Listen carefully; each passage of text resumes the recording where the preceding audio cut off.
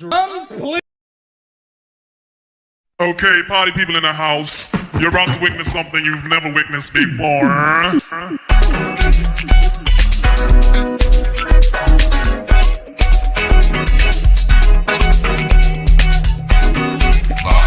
Live right now,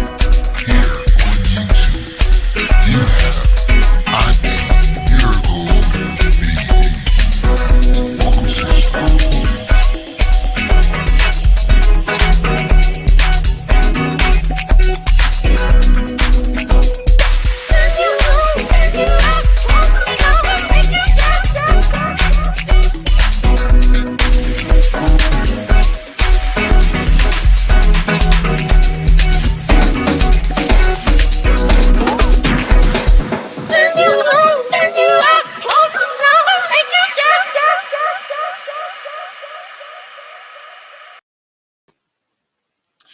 Good afternoon, good evening, good evening. How's everybody doing today? Welcome to another episode of The Curious Case of Jodi Arias. And we're about to get into this, where we are going to peep the body language, listen to what she's saying, and we're going to analyze and then strategize and feelize everything that is being said. Welcome to everybody in the chat. Hey, Bright, Kayla, Sasha, Treska, uh, Uncle Thirst Trap, and thank you, Sasha, for uh, participating and being a show killer. Yes. Thank you. I appreciate it so very much. I love all of my hookers and show killers.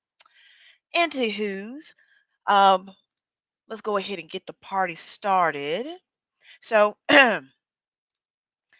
remember episode one, we were in the part where Jodi, just give you a little bit of background, gets caught back up. Jodi was being interrogated by Detective Flores. Jodi was saying, "Hey, honey buddy." Jodi was saying that she was not there the day that Travis was killed. Hey, Marquise. So she was not present when she was there. So now Detective Flores has left Jodi alone for a minute because he's going to find pictures of the crime scene. And that's where we are.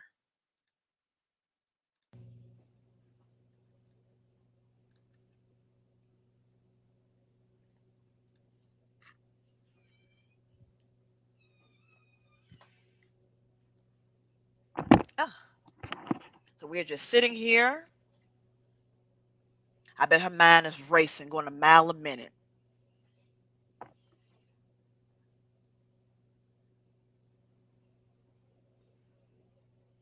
She has that damsel in distress type of energy about her.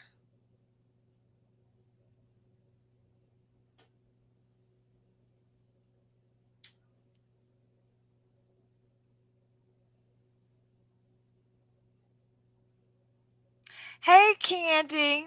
Hey, my scampette.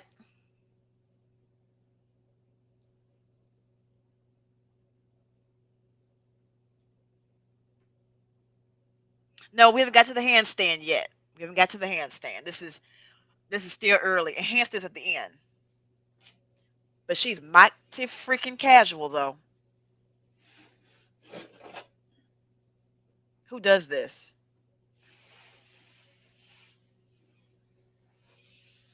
Not a care in the world.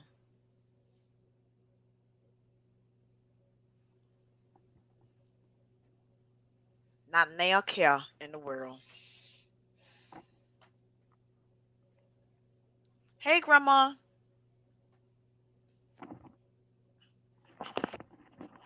Hey, Vicky.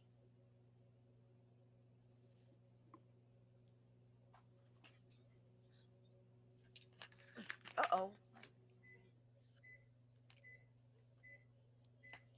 So we just sitting here chilling, waiting. How many days after his death? So he was killed June the 4th, and this was on July 15th, I believe. So a month. And for those of y'all who don't remember, she has prompted all of this. She was calling the police um, almost as soon as she found out that he was killed, offering assistance. Hey, Miss Hicks.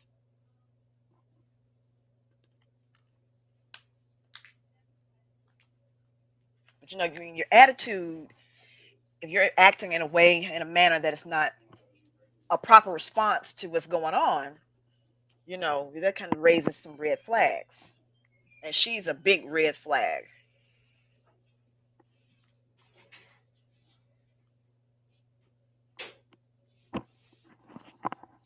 I still believe at this point that she thought that she could get out of this, because you would think that she was in study hall.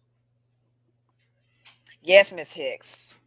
I'm gonna go over the entire thing. I'm going over uh from the interrogation to the guilty verdict. I'm going over this entire case. I love Jodi Arias.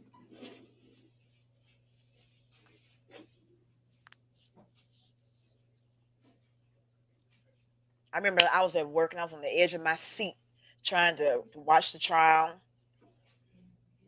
This is when I was working in a contact center, so it's kind of hard. Yes, she is nuts, but she has a beautiful mind, though. I mean, that imagination is amazing. I mean, she came up with ninjas breaking in the house. How do you beat ninjas?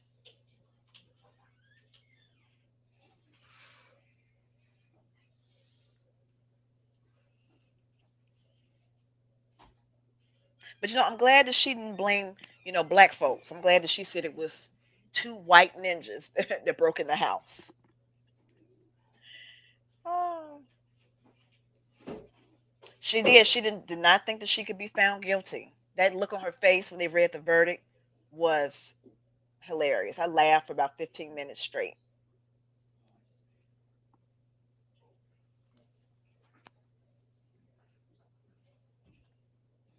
Oh, the trial was thrills and chills. It's awesome, especially when she got on the stand, and that really hurt her getting on the stand herself. But y'all get to see all of that. I'm gonna be consistent and do this whole trial because I want to bring my love of true crime. Okay, here he comes. What kind of gun is that? Just curious. It's a Glock. I just bought a gun. Did you? Mhm. Now remember, she said before that she doesn't have a gun. Now she just said, "I just bought a gun." Probably found it by now. Probably. I was taking it somewhere. These are just a few photos. And I want to be careful not showing you certain photos Please because don't some show of me. them are very bad. That's obviously Travis's house, right? Remember that? Yeah.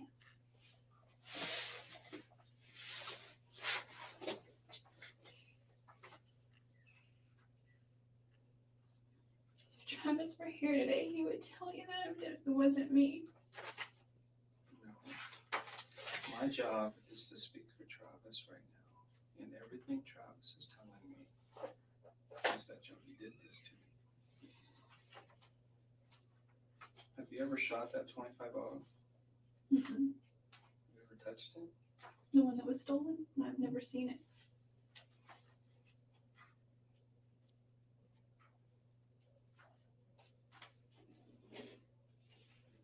Like your grandpa said, it looks like a toy one. I don't know what a 25 looks like. I know what a 22 looks Yes, like. I know It's there's just like a 20. sent the grandmother the flowers. 22s that I saw kind of looked like the ones in the westerns where they had the barrel and the long. You know. But there was another 22 in this store. And it looked like a toy gun, so it looked like a. Oh, let me pause it real quick. Yes, I am King Monica. She sent, so after they were having the memorial service, Jodi actually went to the memorial service. She couldn't make it to the funeral because she mentioned that in that long uh, verbal word vomit that she did the first portion of this video. So she went to the memorial and left a message, a long, loving message in the memorial book. Sent the grandmother 20, I think, or 30 irises, white irises, because, and she says it says in the trial that Travis was talking about names that he would want to name his daughter, and one of the names that he liked was Iris. So she sent irises to the grandmother, and the grandmother is the one that raised him and converted him to Mormonism. And he was very, very close with the grandmother. That was basically his mother. Squirt kind of like a water gun. Hey, Sister Mary.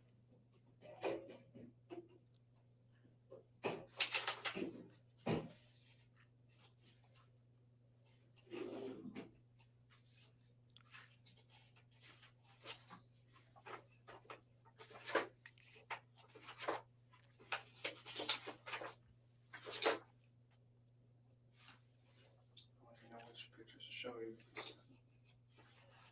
So those are pictures of Travis in the shower. You can kind of see it. Where's that one? Remember him? Is he naked? In the shower?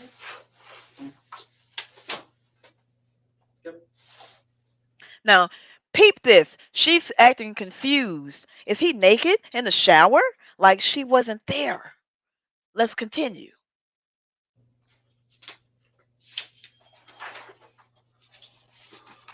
Now you can see his autopsy photos on Google. Yes. I never showed that, but yeah, you can see the autopsy photos. This is Travis would never go for that. soon after you and him had sex on his bed.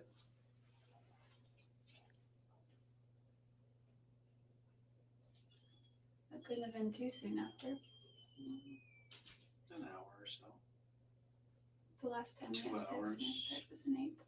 She's still saying it was April.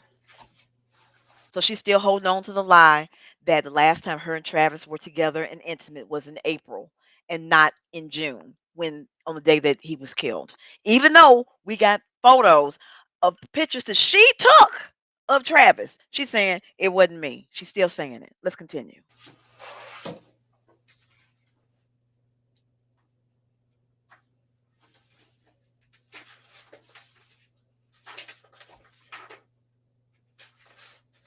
These didn't come out very good. Just copies of actual photos. That's you. I wanted to cover you up because Oh, that's you. All of you. that looks like me. That is you.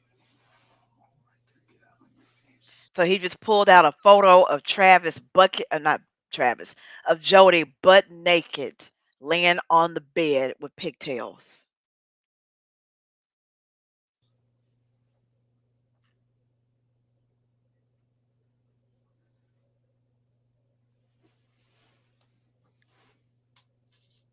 You can look at the rest of it if you want. There's a few of those. There's a few more.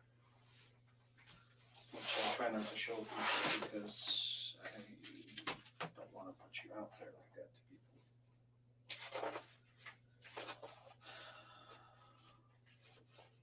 Let's just say I've seen all of you.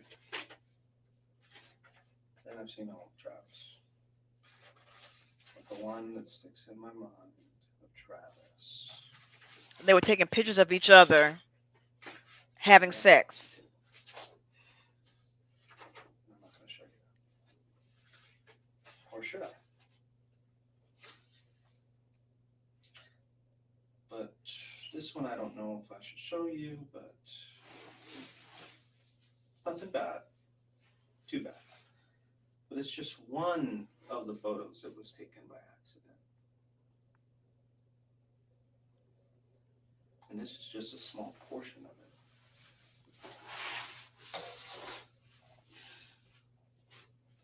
It's your foot, Jodi. Those are your pants. No, it's off color because we had to enhance it, and the color kind of changes a little bit. Let's try this. So the picture that they're showing is of Jody's foot by Travis's head, and there was blood pooling from Travis's neck onto the floor, and you could see his feet were in the background and his head was in the foreground, and it was obvious that she was in the process of dragging him back to the bathroom and to put him back in the shower after she had already slit his throat. This is his bathroom. That is not my foot. These are your pants. It's a different color, like I said, because we had to enhance it and the color changes. The zipper back. I have both of those pants at home. If these are the same one, I don't have a zipper there though. Not on mine. And this is a black stripe, and this is white, and the black goes around the bottom too. I mean, she trying. She is reaching. Couldn't even recognize Travis. You've been there so long. Hey, CEO. I keep thinking of Brother Hyatt would address him. You know, this is another one that's just a copy, but it's you. Same day. Butt naked. Y'all can see it. Butt naked. Everything. First picture here, Travis. Let's see. The date. 6/4/08 at 5:22 p.m. That's when it started. Photo of you started, Travis's bedroom. About 1:30, 1:45, something like that. I don't know what kind of camera he got. There. See that? That spot. See the spots here? They look a different color because we use a chemical to enhance this. That right there, blood. Well, she didn't forget they took pictures. What she did was after she got through killing him and was fleeing the scene, she took the bloody bedding and she took the the camera and put it in the washing machine. And hey, no hurt. And she thought that by running it through the wash cycle, it would destroy the camera and it would destroy the pictures. Now, keep in mind, she's a photographer and for some reason didn't think to take both the camera or take the memory card. But she left all of that in the washing machine. And those police officers came, pulled up those images from that card, bam, got her. And that's your palm print of your left palm. I don't have any cuts on my left palm.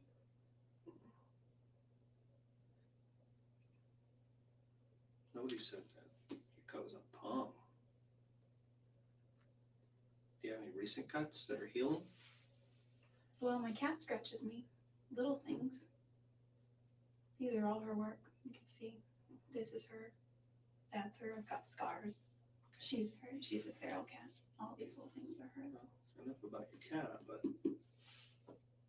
why is your palm print in blood? So her palm print is in blood in the house. Because you were there.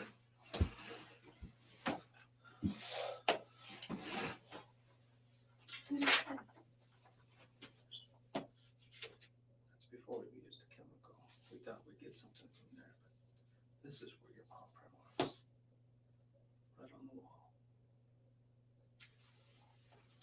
I can go over and over and over again. Over and over again.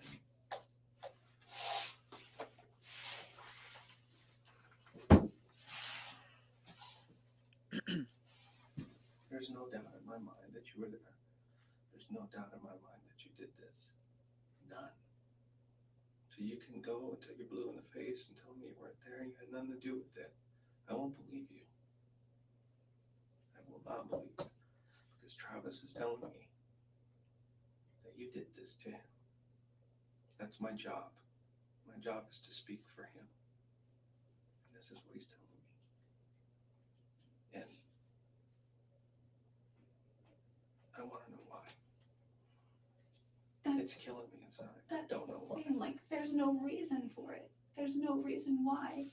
There's no reason I would ever want to hurt him. There's no way anybody else. He never raped me.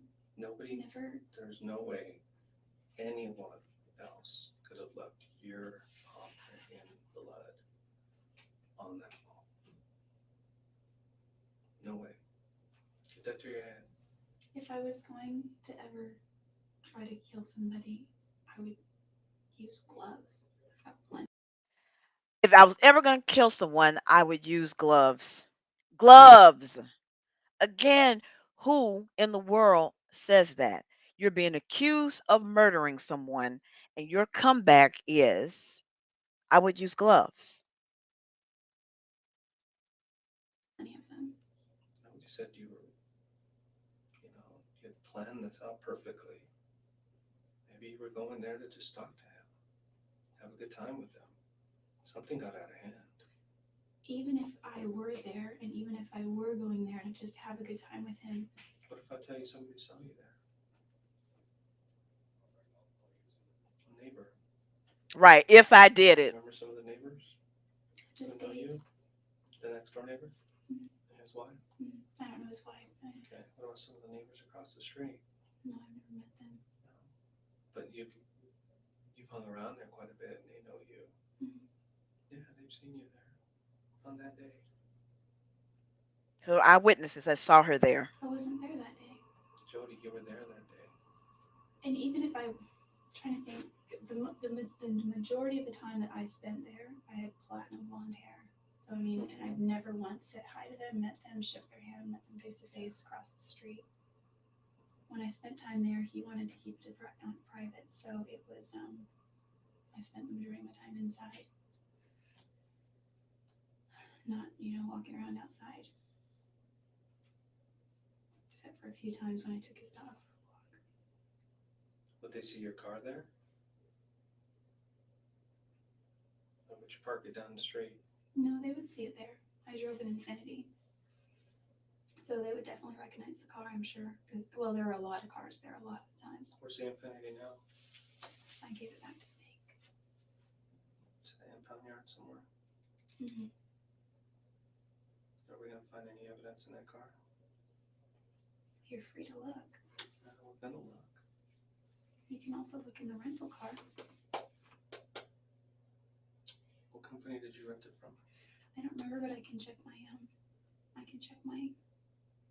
debit card record. I remember the make and No, model. we're waiting for it anyway. But all the new cars have GPSs in them. Oh. Factory. Not for you to Well, then that's use, good. but for us to use if we need to. Well, then that's good, because I was also going to ask you, I don't know if this is something that you can recall, but a lot of the stoplights in Mesa and things have cameras on them.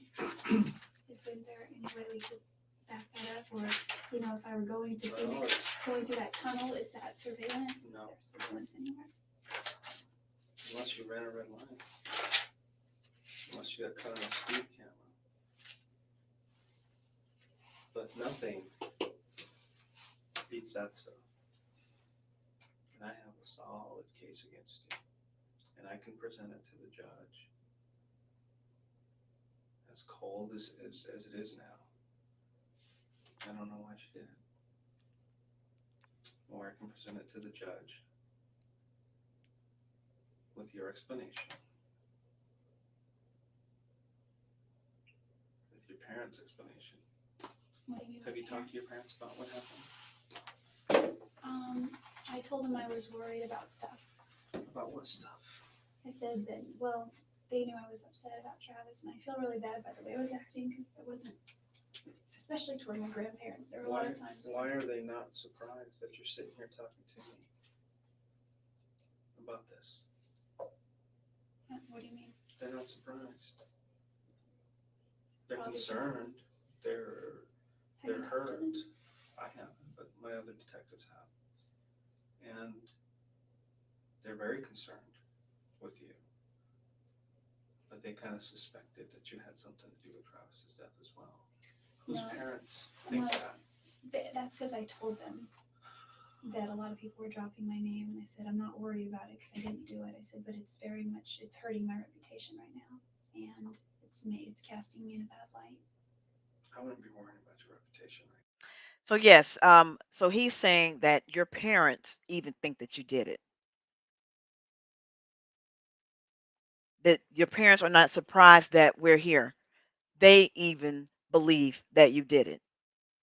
And how often is that the killer's parents are like, yeah, I think that they did it. They usually have to, be forced to believe that their child did something typically.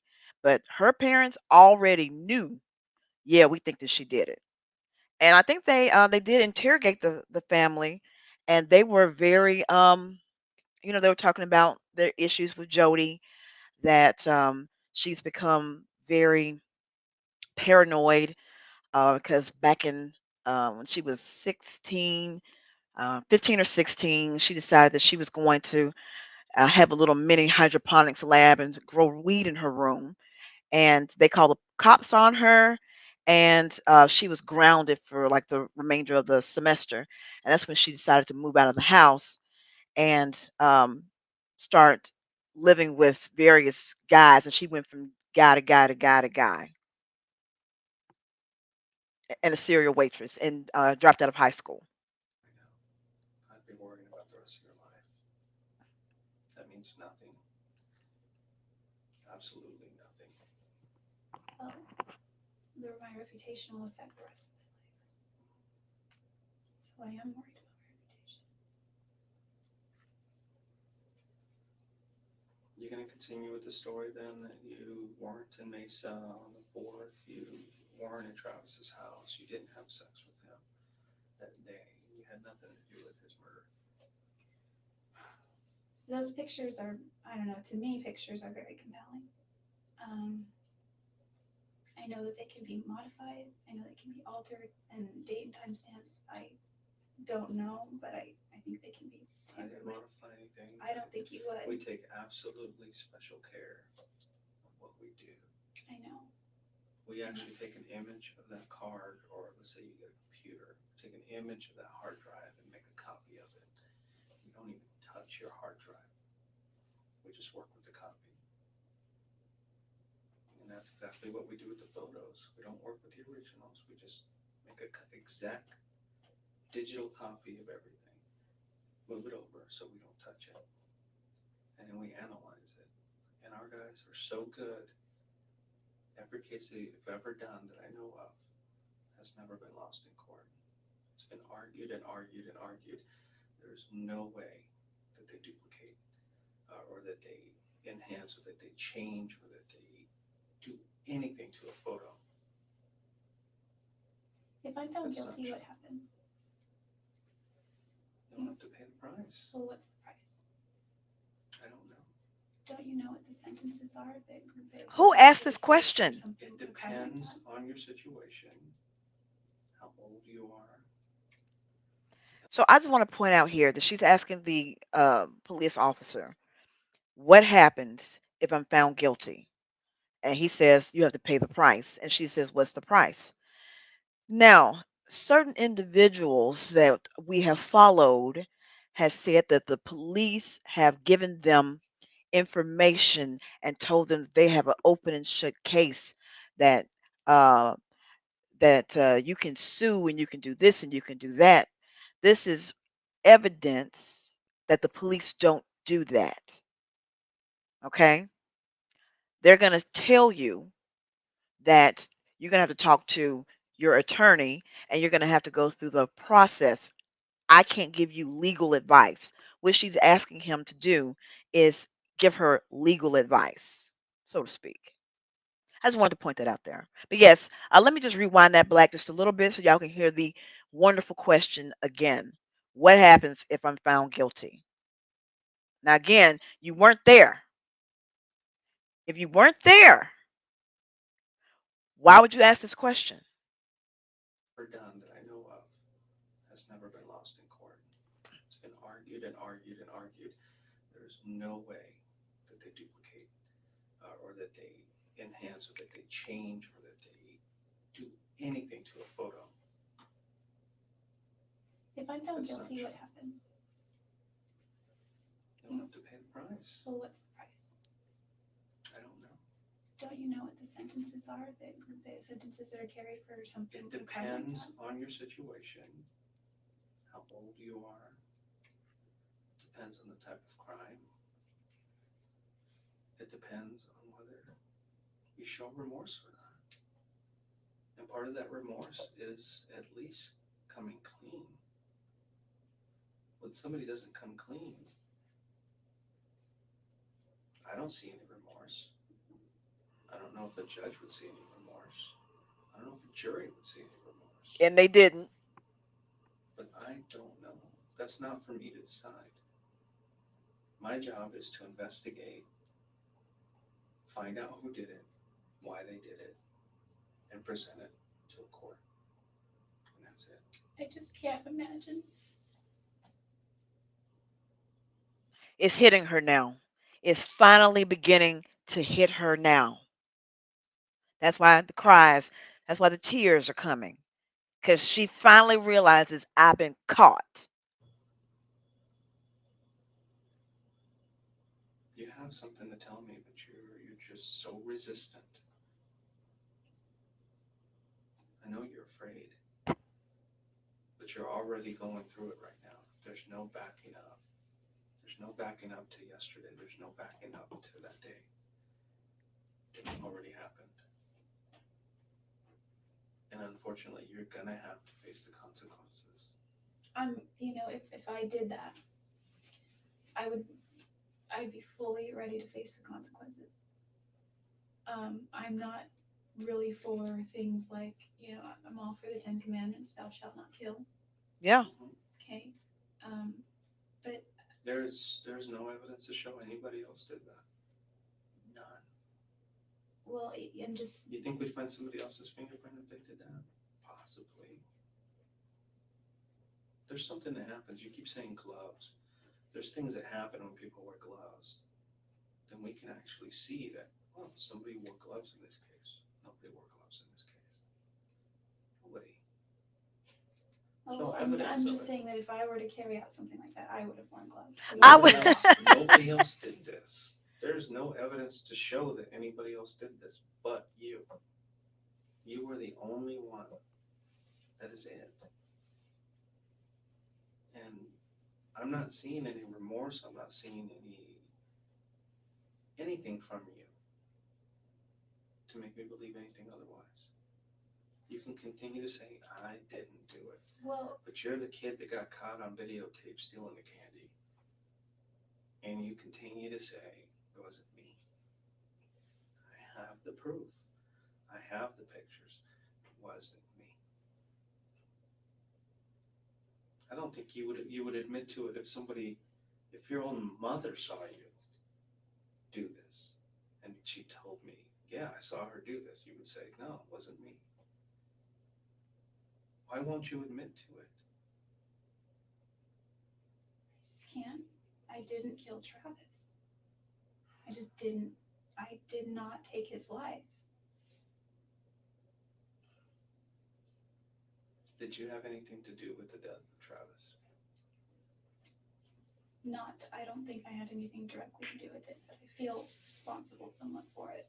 How do you feel responsible if you weren't there? How would you have? How would you be directly or indirectly responsible if you weren't there? The response should have been no. But the fact that she continues to try and filibuster and come up with different storylines is just amazing to me. Then what can you tell me about his death? You know a lot more about it than I do. When I say I feel responsible, it's because I wasn't planning to go there at all, and he really wanted me to go. And Now listen to this bullshit story. I told him no, and I would have if it weren't for Ryan and there's nothing really with Ryan and I. In fact, he has been very hesitant to move anything forward because he's not sure about me. He said a lot of people are talking. I'll just tell you that right now. I really wish this would get solved so that we can just put it behind us. Maybe that's a good thing because he's not an active church member anyway. But the reason I feel is because if it weren't for Ryan, I would have folded and I would have just scrapped all my plans and spent all of my days there. But I didn't, and I stood strong, and he got mad and got sad, and he guilted me. He didn't get really mad; he just kind of guilted me. And finally, I was like, "Whatever, fine." We hung up.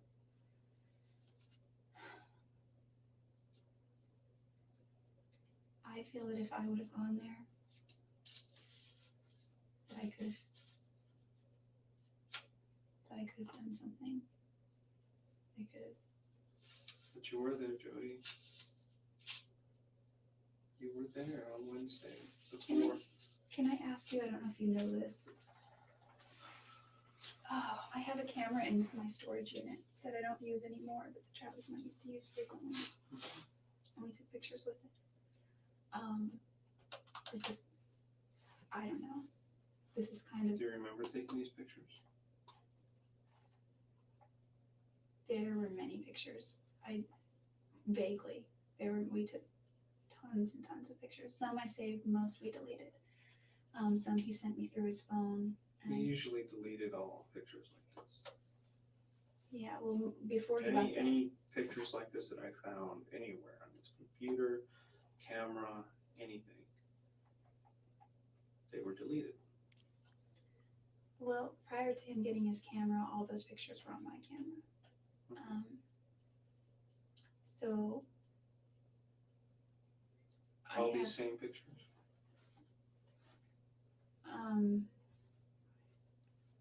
No hookah. I don't know. No. I don't know. We took a bunch the week before I left. We took a bunch over the last 6 or 7 months. We took over last year, even when we were still dating, but we would delete them mostly. There were some that he sent me that I didn't delete.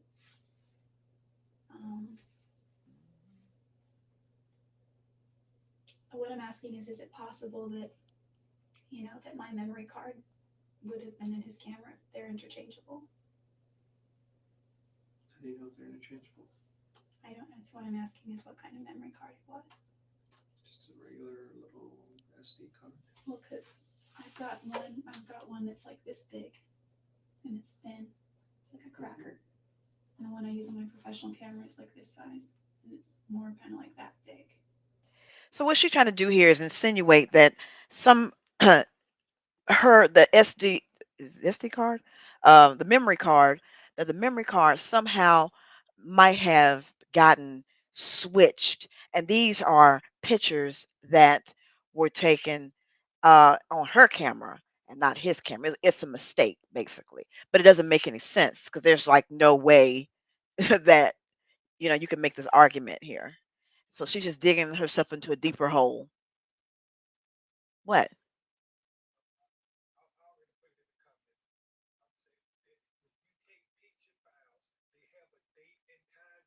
Mhm. Yeah. Mhm. Yeah. Mhm.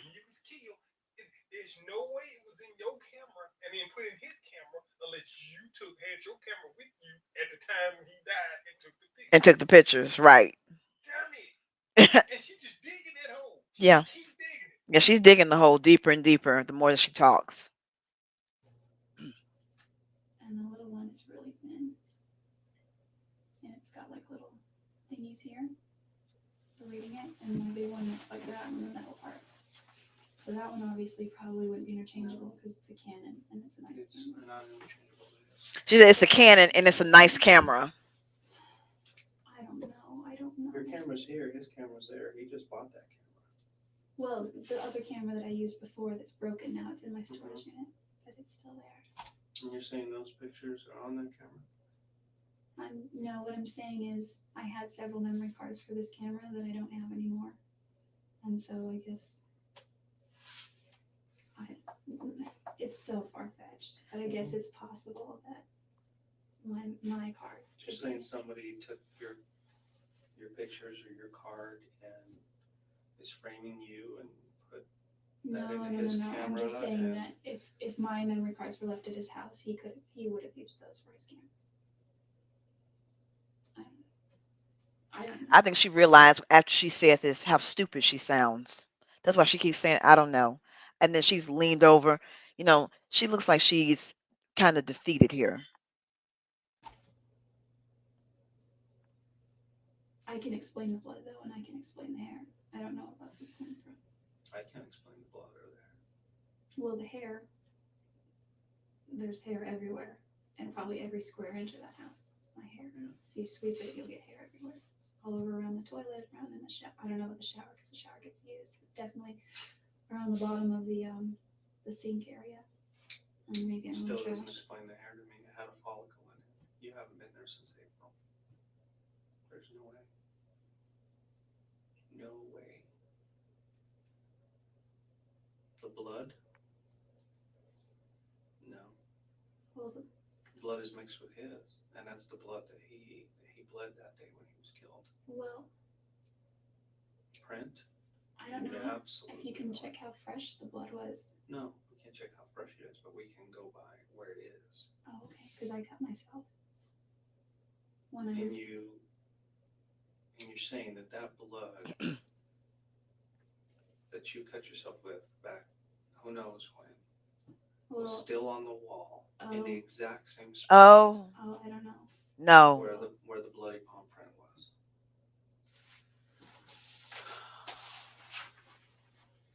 It was a glass that Travis had that I was using to wash Napoleon with. I used to give him baths, and I dropped it. And when I picked up all the glass, and I'm pretty casual about it because I break glass at work all the time, and it's not a big deal. It's nothing to be scared of. I was probably just being careless with it, and I sliced myself open. And Is that how you want to leave this? So she said that she dropped a glass because she was giving the dog a bath.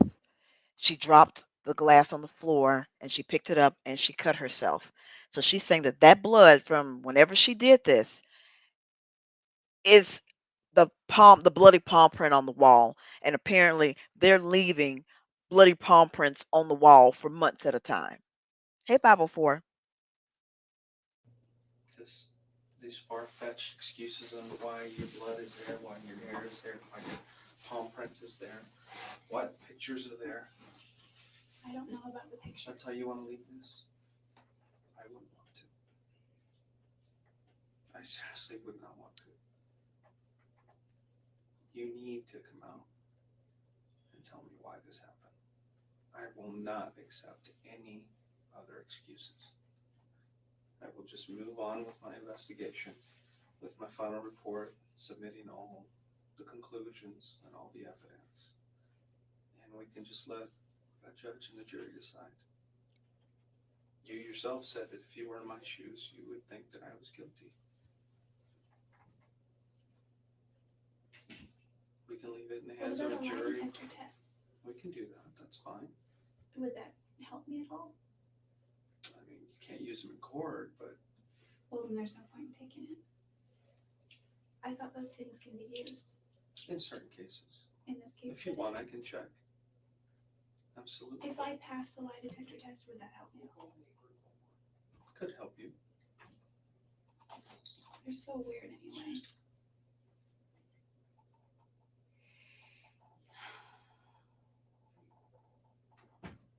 Travis This is is your one opportunity to talk to me because Her body It's gonna be language a lot. screams guilty.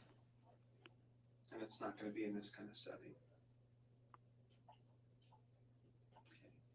Do you understand what's going to happen to you? Well, we're going to, since these charges are out of Arizona, we're going to send you through the court system here. And then we're going to ask to extradite you to Arizona from California. That just means permission for you to bring you over because you're out of state limits. And the next time we talk could be in a whole different setting.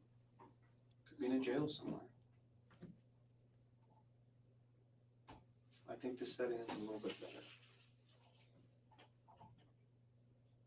But That's up to you. Jodi, I know you were there. I know that Travis was either in the shower or just outside the shower when he was shot. And I know somebody who was extremely angry at him took a knife to him and couldn't stop. Couldn't stop. And before you knew it, it was all over. And then you panicked. And then I've never been that angry at him. Not enough for that. I've been so far angrier at other people, at other ex-boyfriends. Then tell me who could have done this. Who did this? I don't know, but if I go to trial for this, and if I'm convicted for this, whoever did this is going to be sitting very pretty somewhere. Glad that it wasn't them. And it's my job to make sure that an innocent person does not go to jail. But I don't see an innocent person sitting in front of me. When I asked you, I always ask this one question. Actually, it's two. First one is, did you kill Travis? And you kind of hesitated a little and said, I didn't have anything to do with it. Then I asked you, similar question. Did you have anything to do with Travis's death? You hesitated again. That's because I feel like if I had gone to Arizona like you Most asked, people would say, no. Did you kill Travis? No. well, I didn't, and I didn't have anything to do with it. Now, do I feel responsible? I've been carrying around guilt since I heard about it. Why do you feel responsible? If you felt responsible, it means you know something else. No, because It means your actions led to his death. Because he always has guilted me. He's always guilted me. Listen to this. And the last So you time feel we somebody talked- else killed him. Well, yeah, For what reason? I don't know. I don't know Then that. how do you feel guilty if Because you don't know the reason? here's why I feel guilty. One of the last times we spoke, he was guilting me about not coming to see him. And part of my heart still wanted to go see him. And another part just wants to move on and pursue this new avenue, which was in Utah. And there is a tinge of guilt. You know, when he would text me and he would say, hey, you want to come over and make out or want to da-da-da.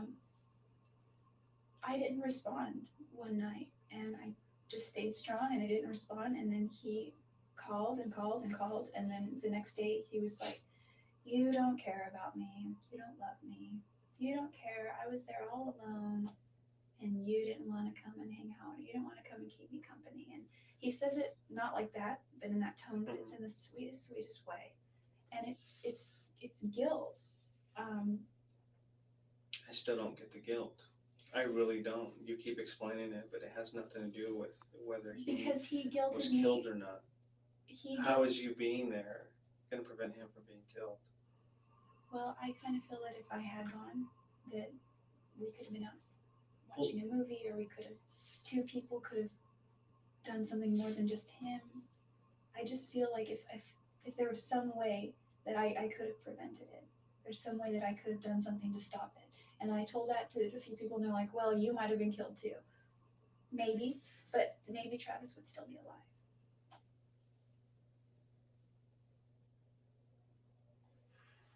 Travis has done a lot for me, and I wouldn't hurt him. She's digging the hole He deeper. introduced the gospel to me. Well, I have proof that says otherwise, Jodi. I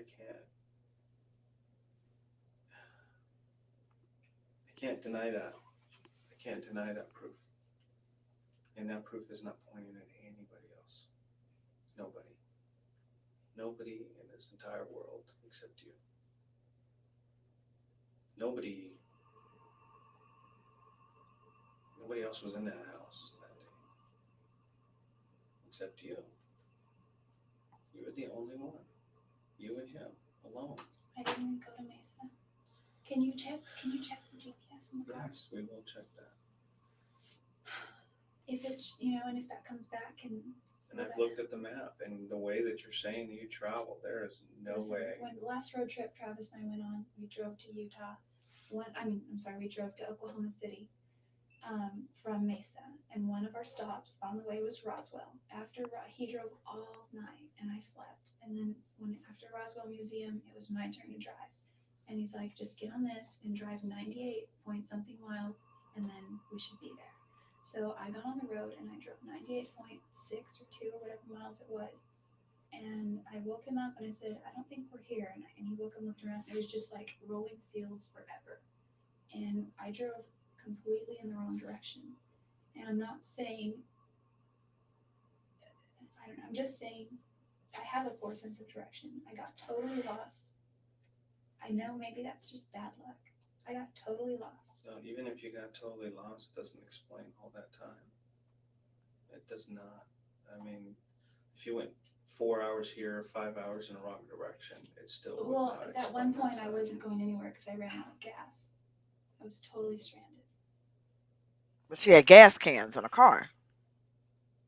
I was sitting like a sitting duck, and that's when I began. It was a little bit warm and it wasn't too hot, but that's when I read for a little bit. I already slept, and that's when I just started looking around the car and organizing stuff and getting trash together, and had a couple bites to eat from snacks that I had. And when I was cleaning out under the seat, I found my phone charger, plugged it in, powered it on. There was no cell phone reception anywhere. So you've never seen his camera? His new camera? I don't know. He described it. Did you ever touch his camera? I've never seen it. Okay, so there's no reason your fingerprint should be on it. Okay. Because that thing's off at a lab right now. And they're hopeful that they can get some prints off the camera. Okay. And if your prints come back on that camera, what are you going to say? Well, they won't come back on it because I've never touched it.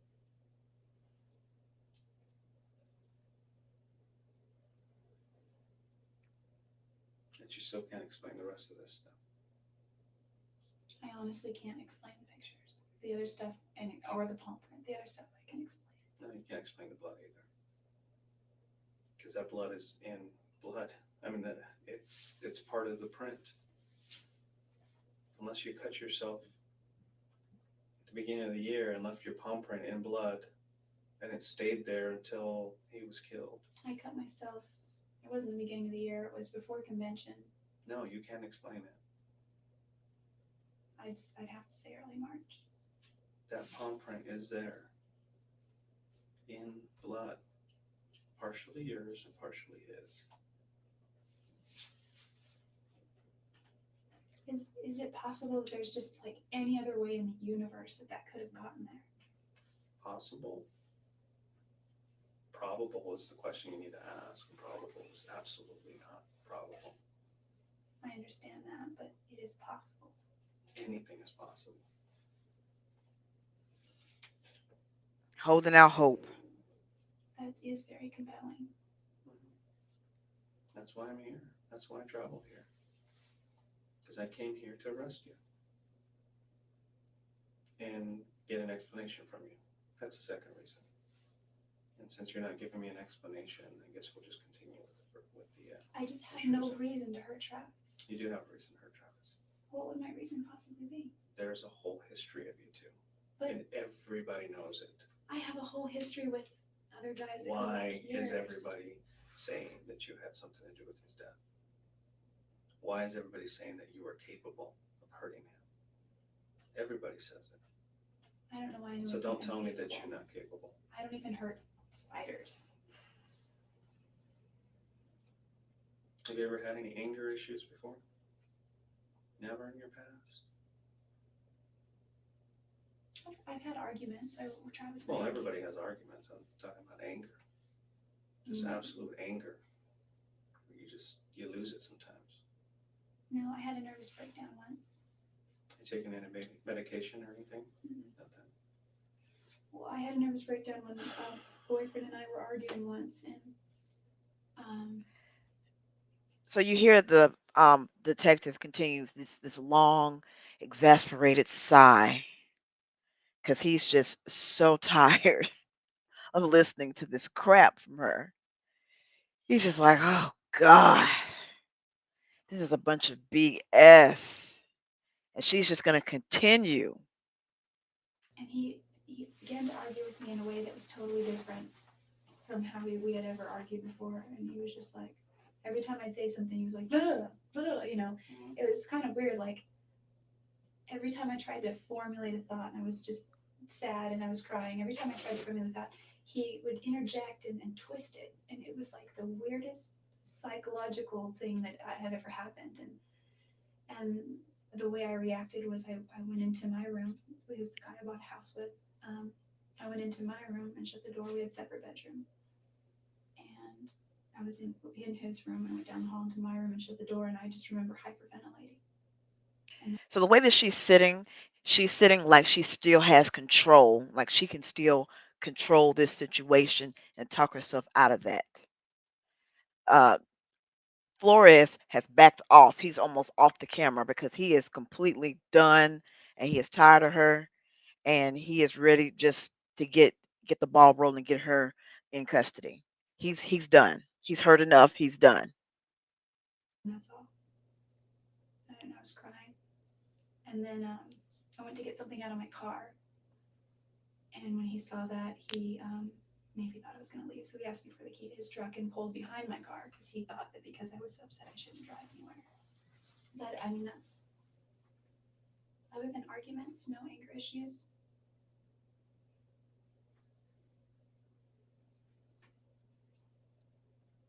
That I can remember.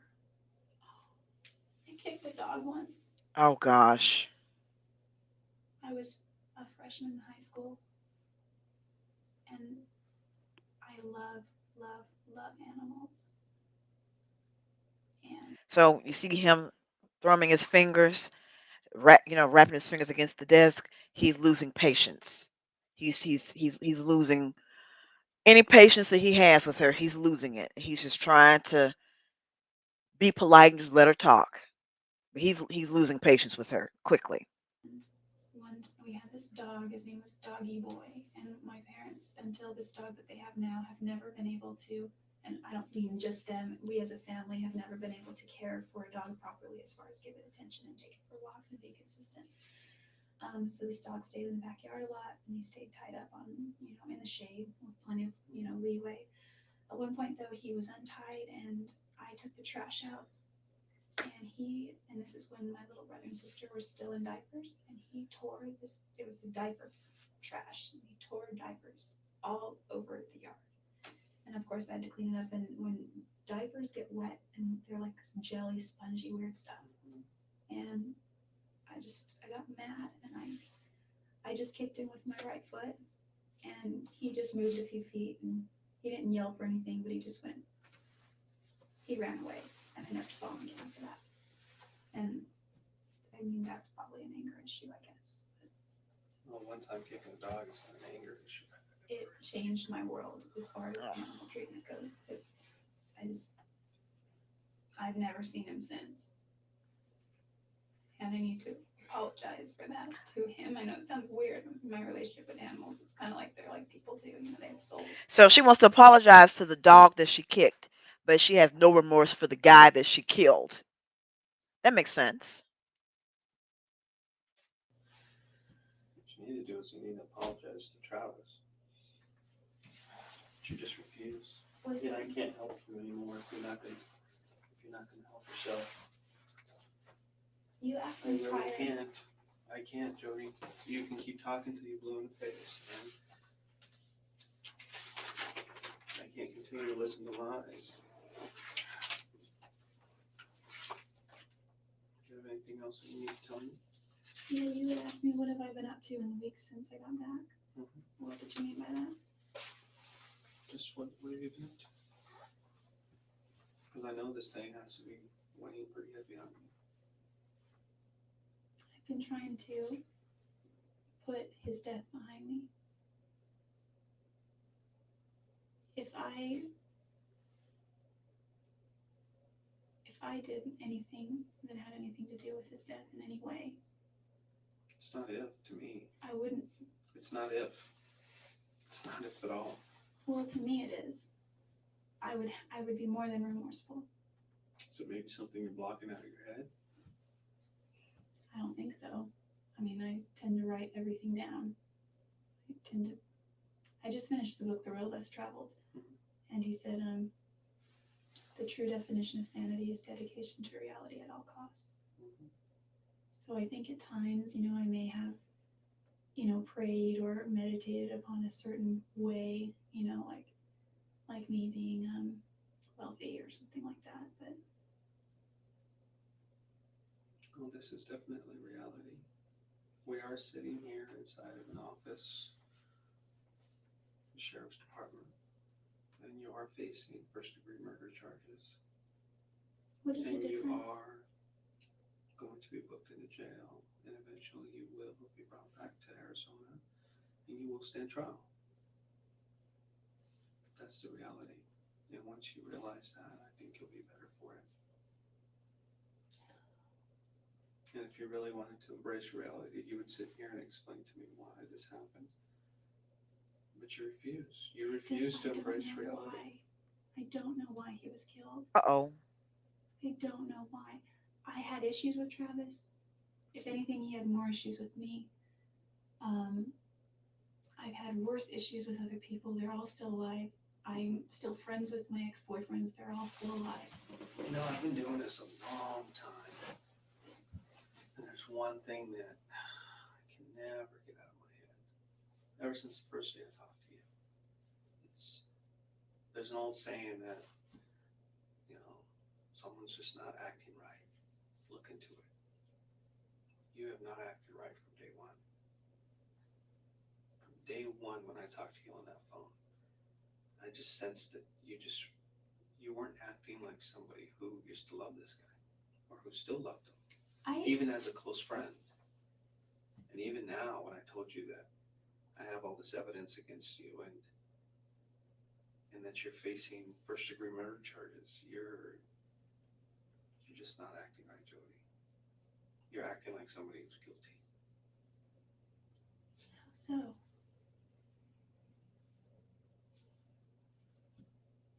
You tell me. I know because I've been doing it a long time. It's taken not me that a I long don't- time to figure it out. But within the first 30 seconds to a minute of a conversation, I know when somebody's acting right. There's a certain way people act. How did I act Okay, that would it's make not you like- think? It's not like TV. It's not anything like that. It's not what you see in the movies. I see reality. When I accuse somebody of committing a heinous crime or something very serious, reality hits in, and they definitely act a certain way, and that's not you. You act just like everybody else who I accuse of doing a crime, who did it. There's no other way to tell you. Is it because I'm not crying? No. It's not because of that. What is it? I mean, I'm not going to change how I act. No, so obviously it's you not- can't change the way you're No, acting. I mean, I am who I am. Okay, you're sincere in the way you're acting, but Well, how is you're just not telling the truth. How is it different? Well, it's not really something you need to focus on anymore. I think you need to focus on the truth, but it's something that you refuse. So if you don't want to continue, then we'll just move on to the next step. Listen, it's not that I didn't love Travis. Listen to this. I don't still love him, but I really needed to move on. Mm-hmm. And the last, What prevented you from moving on? So it's not that I didn't love Travis, but I really needed to move on. Again, who says that when they're being accused of first degree murder of a guy that she killed? Who says that? I needed to move on. Nobody was preventing you from moving on. well, the only person preventing me really from moving on was myself. And until I made that step and I moved back, moved away, and we communicated gradually less and less and less, and I was fine with that. I haven't found the guy, the man that I want to marry, the person I want to spend my life with. But in my mind, Travis did, and I was happy for him. And I thought there was also a part of me that felt if I stay, I'm going to jeopardize that for him as well. We both deserve to be happy. We both deserve to have, be married in the temple. And that's where he wanted to go. So, I mean, I didn't know that Mimi didn't feel that way. I had never spoken to her except at church when I came down to Arizona. I was really brief. And it was the bishop who told me that, she had essentially turned him down. And the last few, now that I think about it, he was really just in his attitude and stuff. And I just thought maybe that's just because we're just beginning to more distance ourselves. And he still had his trip planned to come up here.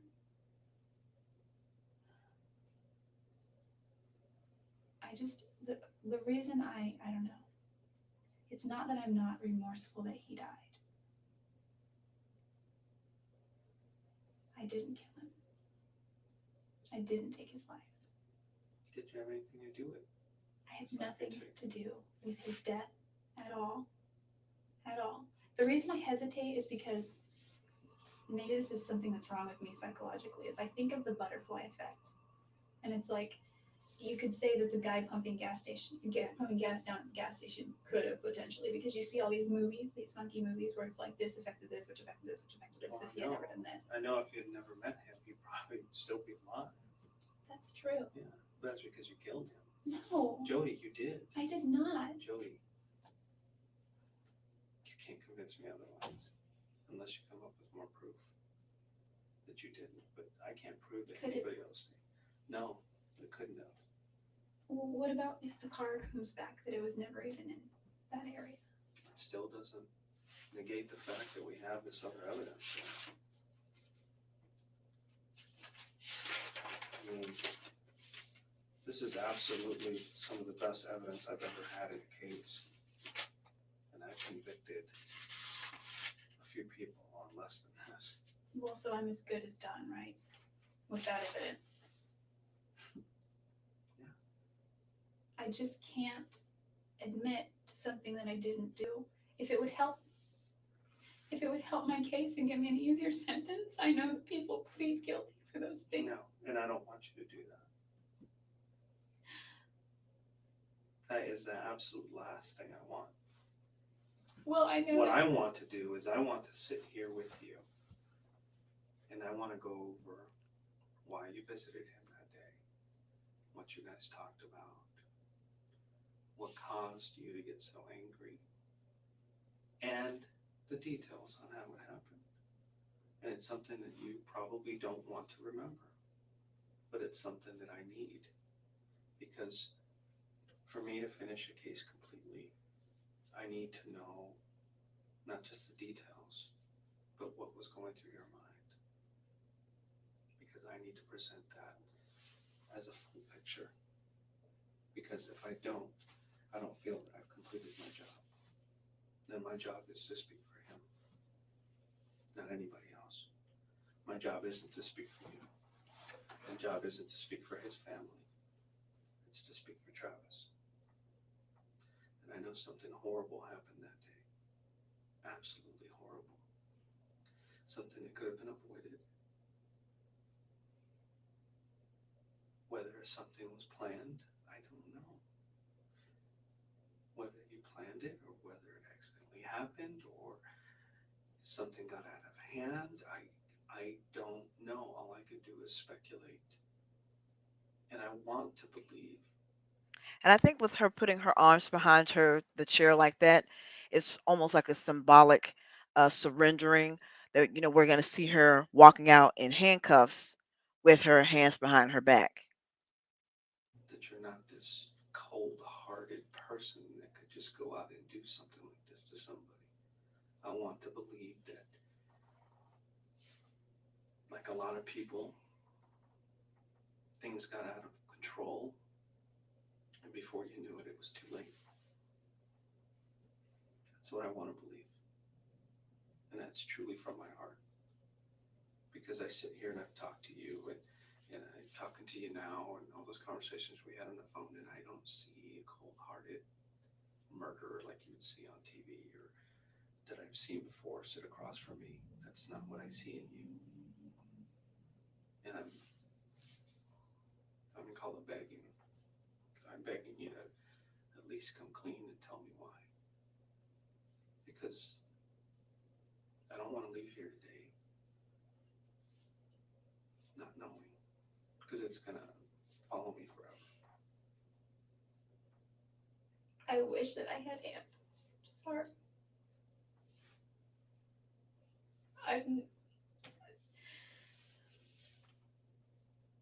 You need to just let the answers come out. There's just no reason. There's just no reason. There's no good reason why this happened. There's never a good reason why somebody dies like this. How many times was Travis stabbed? More than I want to remember.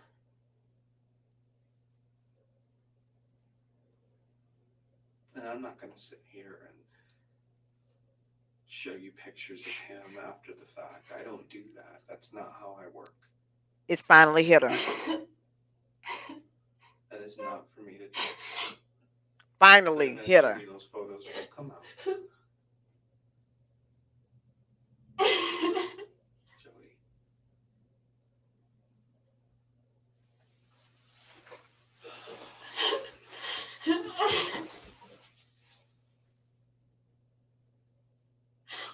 Jodi, we're here now. We're right here.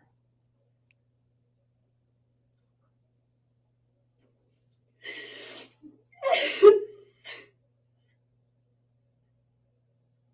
think you're feeling the reality in the moment now.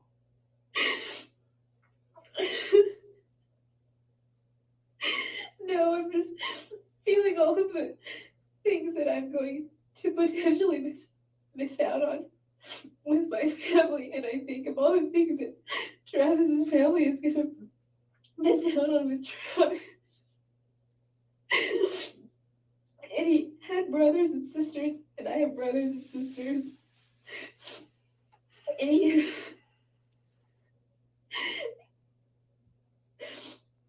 it's not fair. That's right. So she's finally feeling some remorse and some shame. I won't even say remorse. She's feeling remorse that she got caught, but she's feeling some shame because she's hiding her face.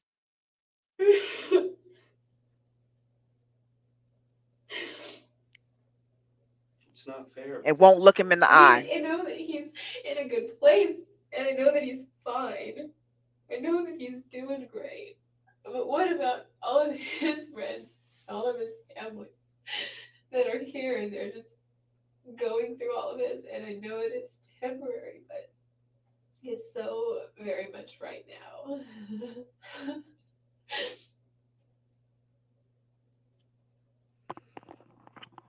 There's just no reason I would ever want to hurt him.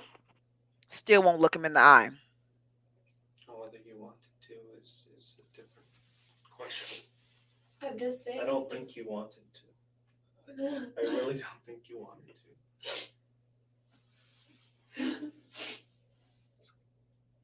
This speaks for itself. It speaks for itself, Jodi. It goes beyond speculation. This is way beyond speculation. This is downright proof. But there's no backstory to it. All I know is that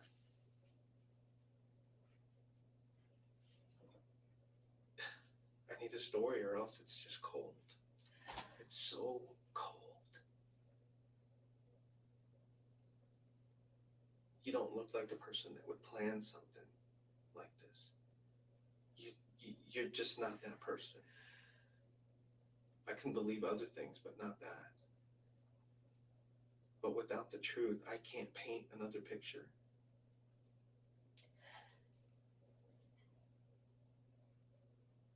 And it's going to be up to the prosecutor to paint that picture. And if you want that prosecutor, and I've met him, then you don't want him painting that picture.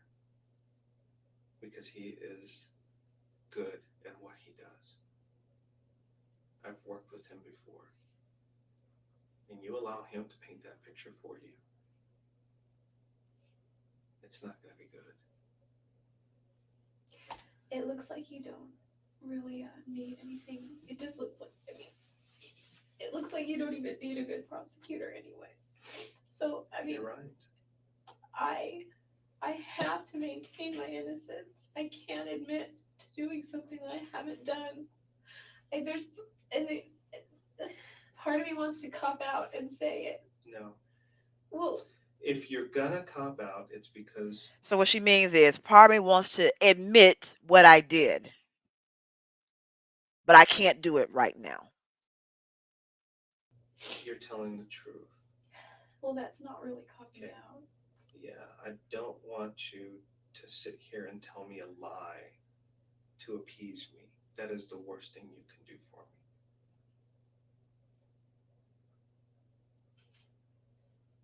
But back there in that mind of yours is somebody screaming to get out and tell me what happened, but you just cannot.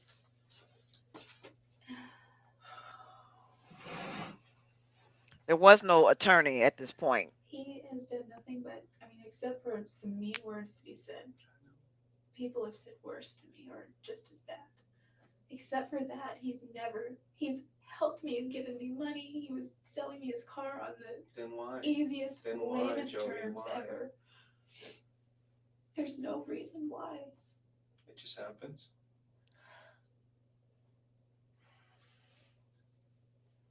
Hey, Andrea.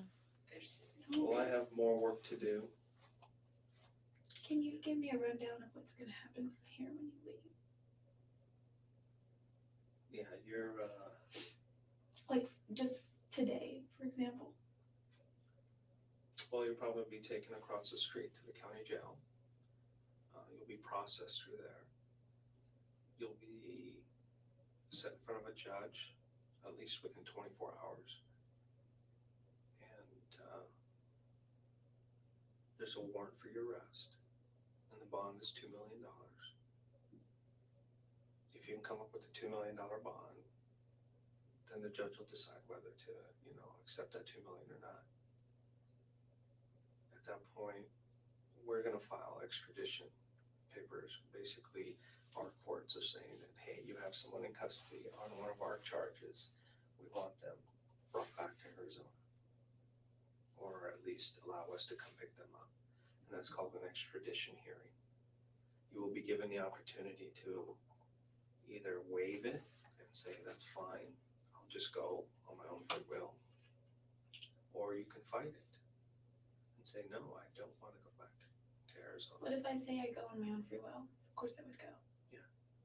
At that point, the judge would say, okay, she's not fighting this, so come get her. And then we would go. What if I did fight? Then what happens? Then you would have a hearing, Oh. like a little trial. So it just not a delays the trial. inevitable, basically. It delays it. And costs people, taxpayers money. And then you'll be transferred over to the Maricopa County Jail in Phoenix. And you will start your court proceedings there. And I've already filed these charges. They went to a grand jury, and the grand jury indicted you. So it's all public now? It's public record. So does everyone know? If somebody goes on, checks public record, they can check it. And they would come up with an indictment against you for murder. But it's going to be on the news tonight. We don't report anything to the news. Has his family called today? Why is she asking if this is going to be reported to the news? Why would you ask that question? No. They don't even know that I'm talking to you. But they've been calling every day. Every day. Are you going to tell I them? talk to them every day. She wants to know if he's going to tell the family. Brother or little sister was killed. I've been wanting to call every day too, but I didn't want to look obsessive. So I just tried to limit it to once a week.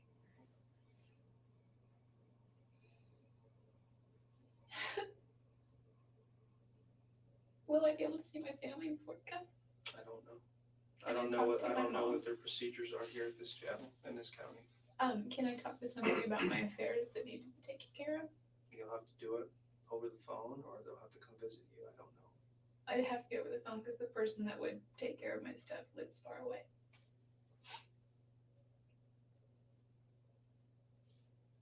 Are we done? How long is it all going to take? You said you already I filed don't know. paperwork. I don't know. I need to go see. The procedures are different here in California than they are in Arizona. I'm used to the procedures in Arizona. So I'm getting help from this county and the deputies here, and they're assisting me. So I need to get with them and find out how long it's going to take. This is a really trivial question, and it's going to reveal how shallow I am. But before they book me, can I clean myself up a little bit? You're going to be taken the way you are. Are you serious? Before they book me, can I primp? Can I fix my makeup?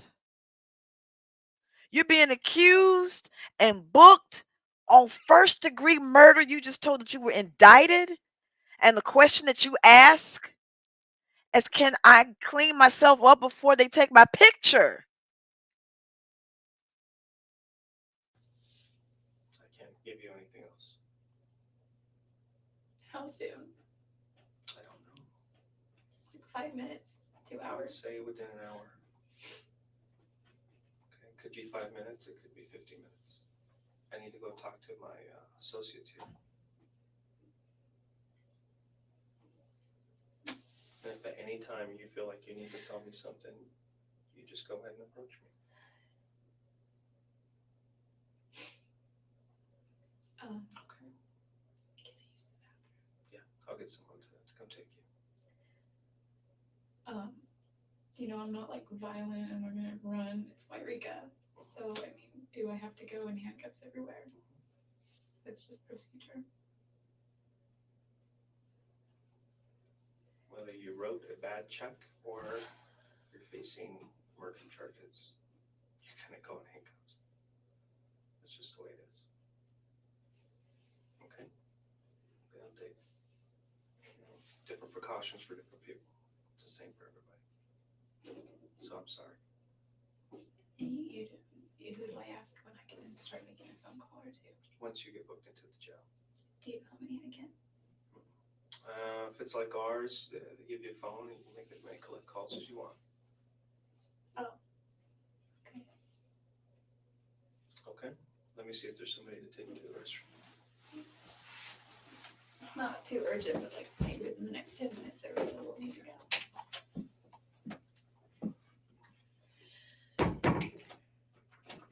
All right, this is where it gets weird.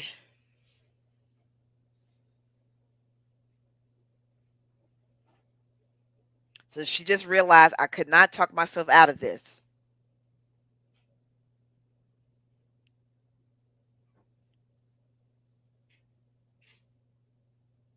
Maybe I need to formulate a plan.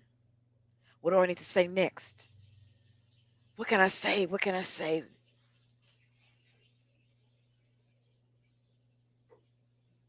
And just like that, the tears stop. That quick.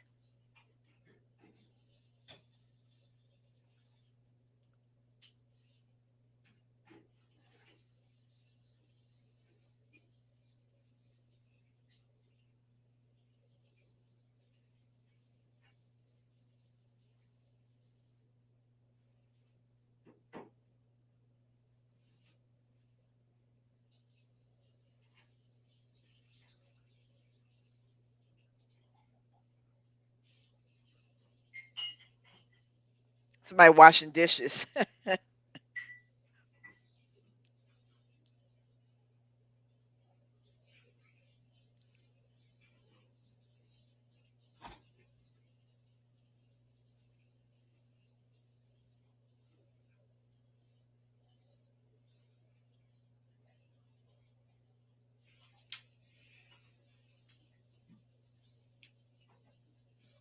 Should have at least done your makeup, Jodi. Gosh. So she just said, "You should have did.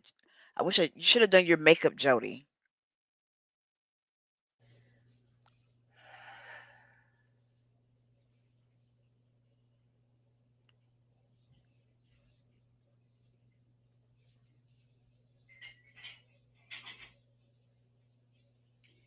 I didn't hear you breathe. I wonder how am I still here. And I don't wanna lose a thing. It might change my memory. And I won't go. And I can't breathe until you're resting here with me. And I won't go. And I can't hide. I won't leave. Breathe until you're resting here with me.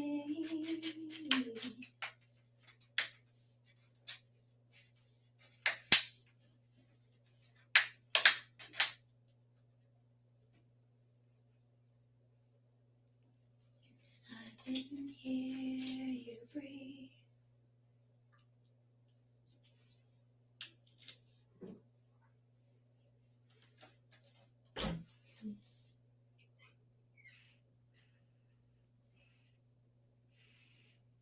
All hail his lordship.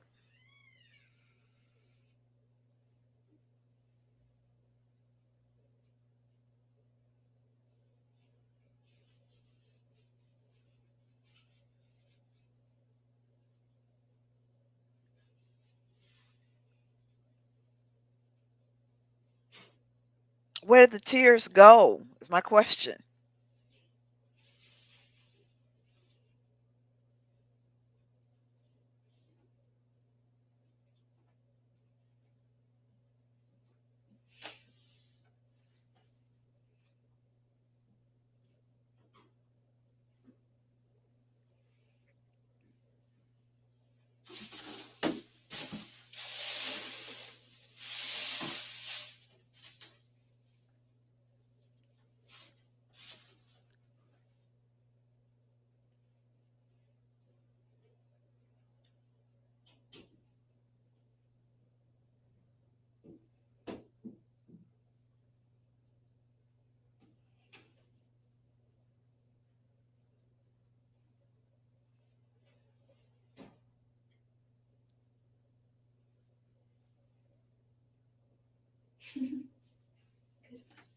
And she's laughing.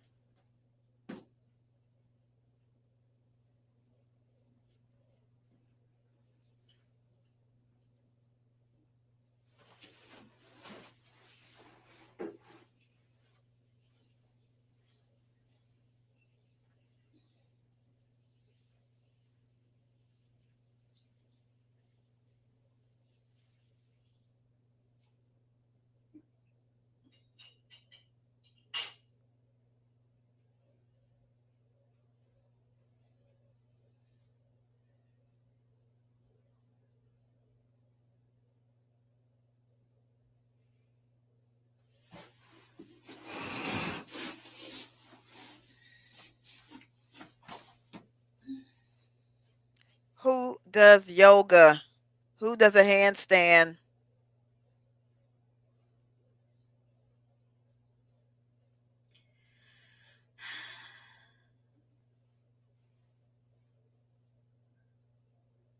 Who does this?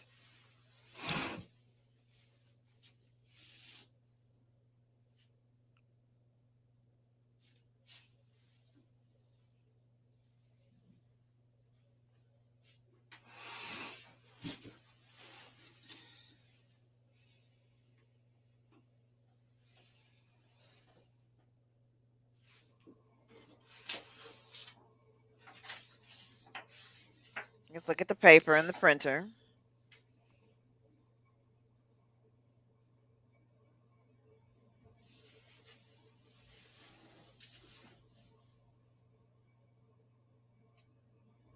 I mean, she's just chilling like a 16-year-old girl. Holy night,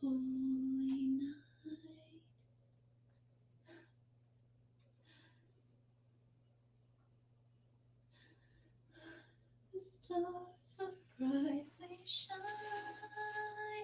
This is the day of our dear Savior's birth.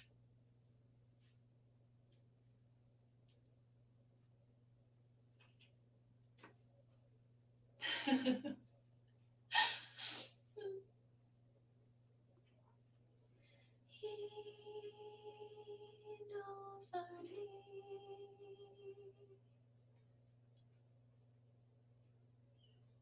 He'll be angel voices.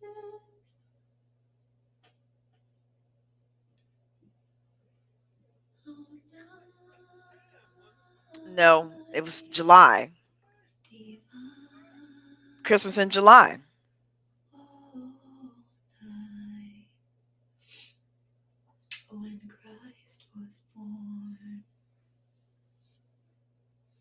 Oh, night. Oh,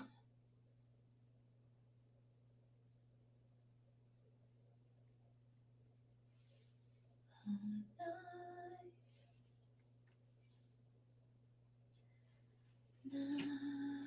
Night divine.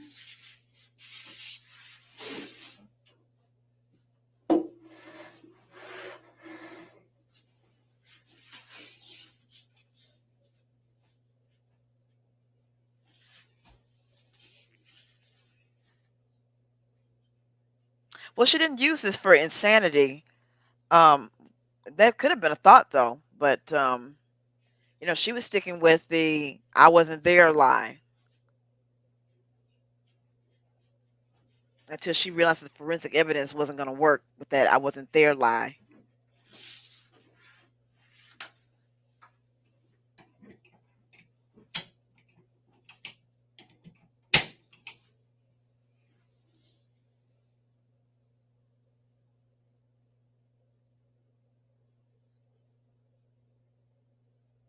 It is interesting, is it not?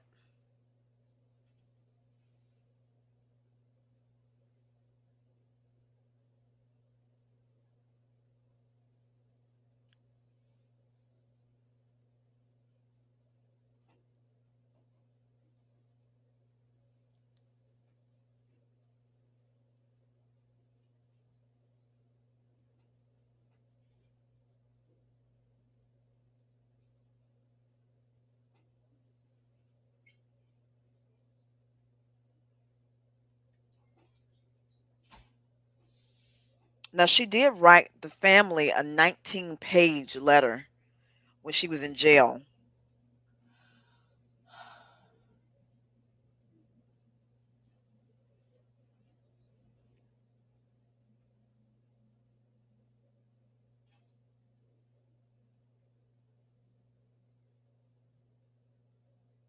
I mean, she's sitting there, there's no reflection, no remorse, just nothing.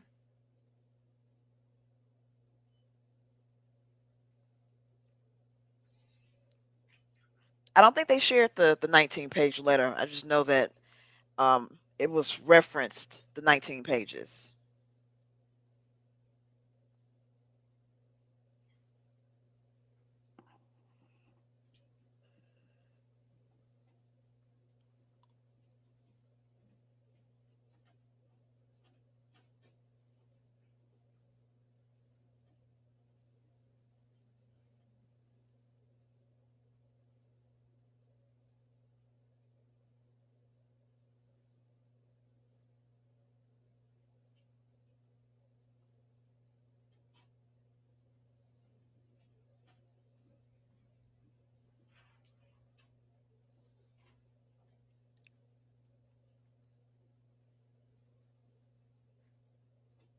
So we're just sitting there. We're just sitting there.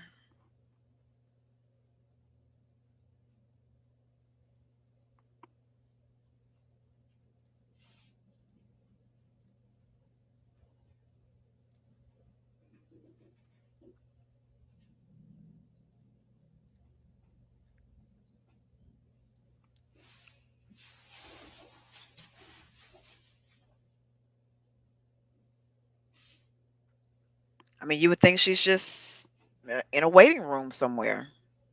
She's just extremely cash.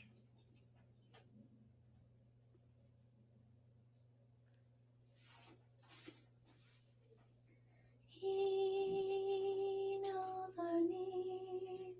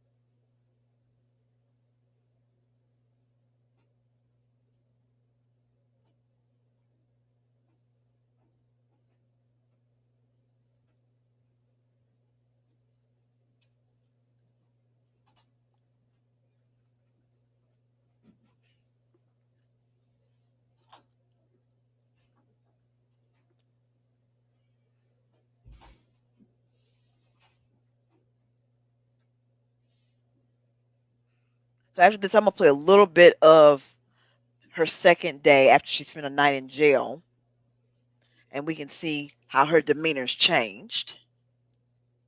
Just a moment, because they're about to come in the door now and take her away.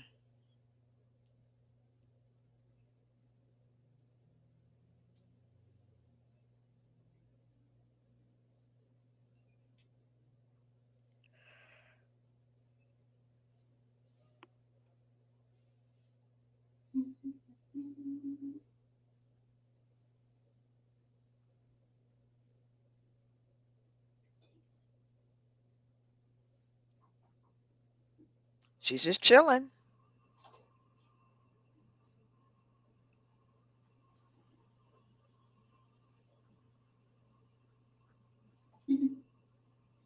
Still beating me.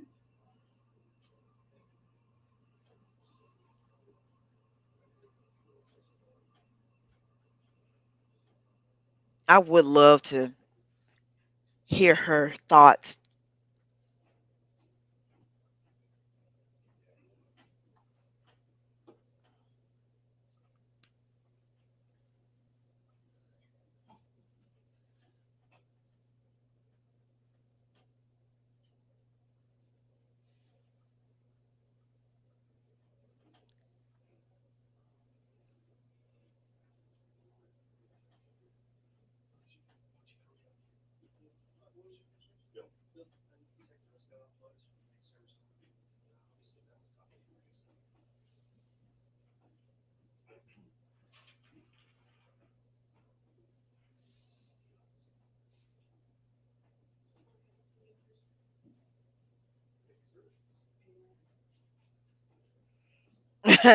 Yeah, it's hard to stop watching. This was a very interesting situation.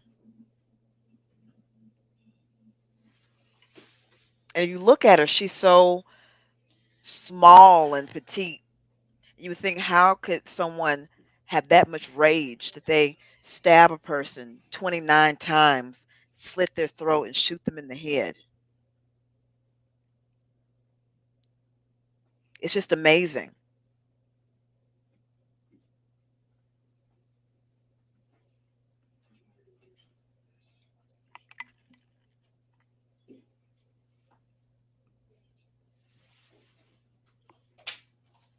And she just thinks to be oblivious. Here's your shoes. Why don't you go ahead and put those on?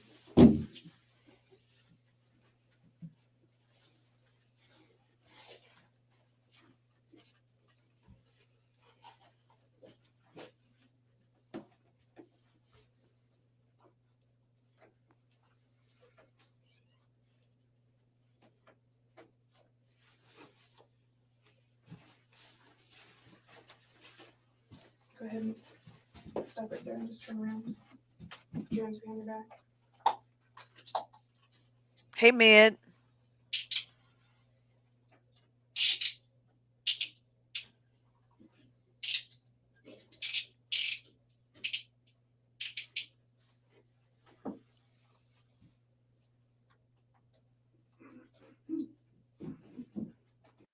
All right, so that's her being led away.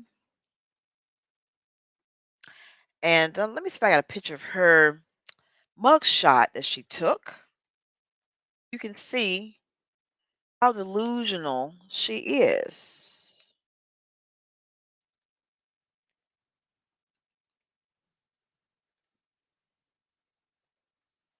Okay, let's take a look at how delusional Jodi is. This is her photo when she got booked. So she got booked. This was her picture here. So then when she took her mugshot, this picture, I'll just, yeah, this picture, this is her picture. When she's finally booked into jail, this is her picture right here, smiling on her mugshot.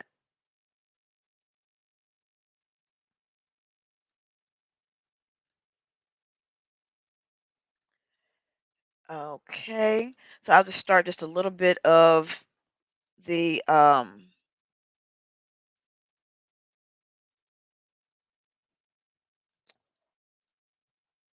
of the second day, this is after she had a night to think over the lie.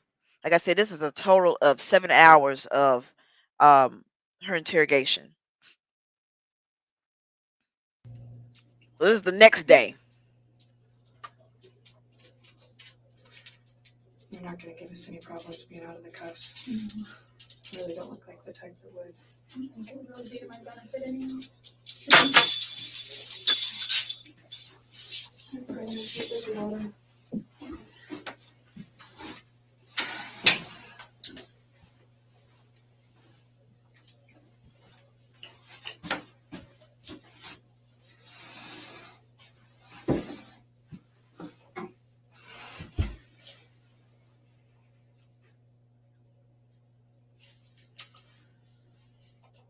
Okay.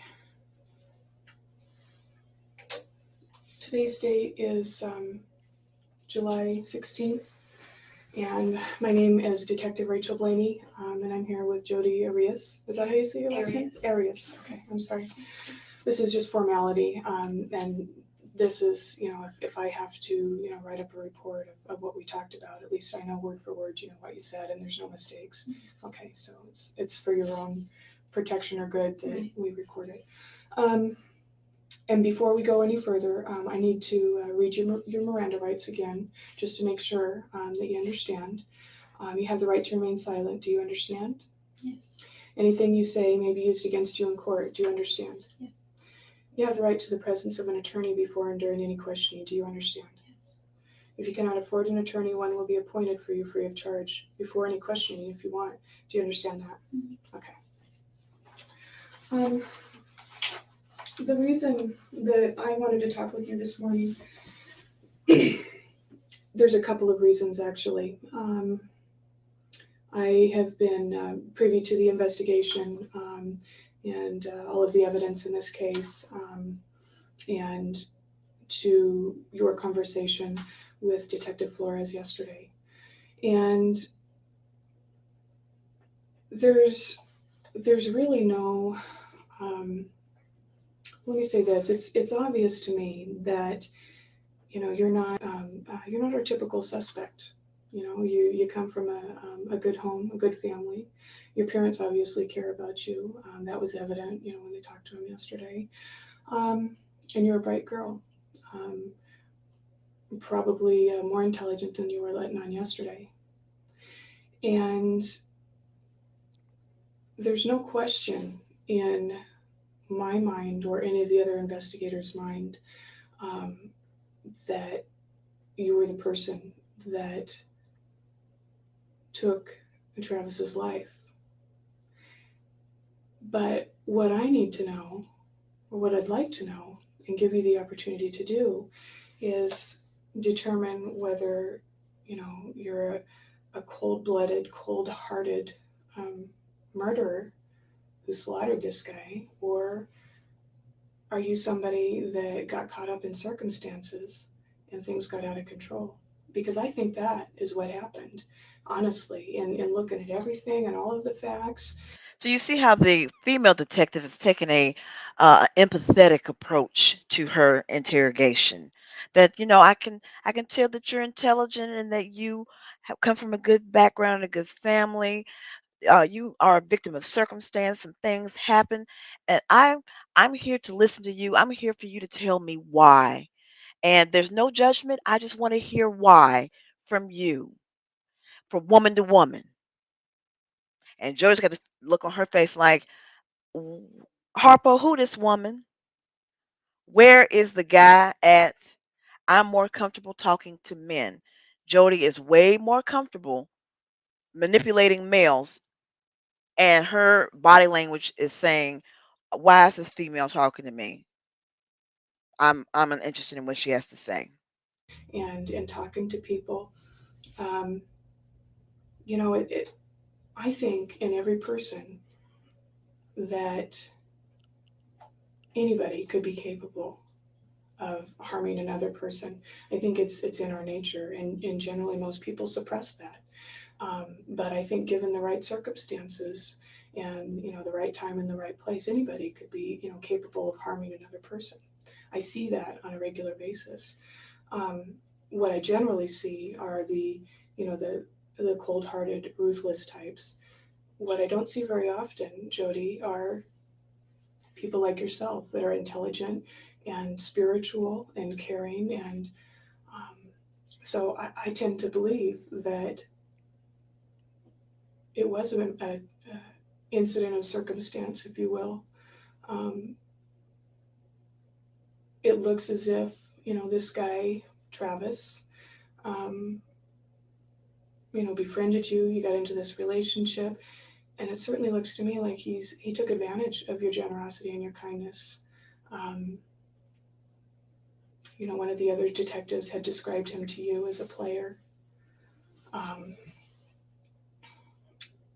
and I don't think that that's very far off from everything that I've seen. And I don't think there's a woman out there that hasn't been treated badly or taken advantage of by a man like that. And I'm hoping, because you come from a good family and because you have a decent background, I'm hoping that you'll be smart about things and make some choices for yourself to help better your situation. Jodi here was she was 26, 7, 8, around that time of the killing. So she was in her mid to late 20s. When this hits the news, um, and it'll go to the media, do you want to be portrayed as that cold-blooded, cold-hearted murderer? Because the media loves that. So she's trying to play on Jodi's vanity. Clearly, Jodi wants to curate her image, and that's very important to her. So she's trying to threaten her with saying, this is going to harm your image and your reputation. If it goes out like this house is going to make you look. That's not, that won't be our words or their words when they do a press release, but that's what, the media will take a look at the facts and that's what they'll portray it as. Or do you want to be portrayed as a person that didn't mean to have any of this happen? It just got out of hand and you're remorseful. Which way do you want to go? How do you want to portray yourself?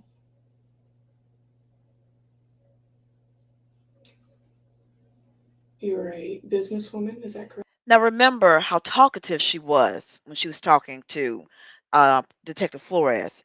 She is quiet as a mouse now because she's talking to a female. Correct? Okay. And you have a couple of different businesses going, right? So you're a smart girl, Jodi, smart woman. Um, you got to have a lot on the ball to be, your own businesswoman and balancing everything the way you do, because it sounds like you got a lot going on and a lot of juggling and balancing. You're obviously very organized, well-read. I would say well-read, but not organized. Not organized? Why so? I procrastinate, so papers pile up and things don't get filed on time, and I lose stuff, and then I find it later when I don't need it anymore. When I do need it, I can't find it. So Okay. just general stuff. Well, maybe you're not as organized as I had thought. It's Well, certainly I human. try. I mean, I go through these periods where it's like today is devoted to organization, and then I'll get organized, and it'll be that way for a little while, and then I'll kind of let it slide, and then I'll have to go back and clean up again.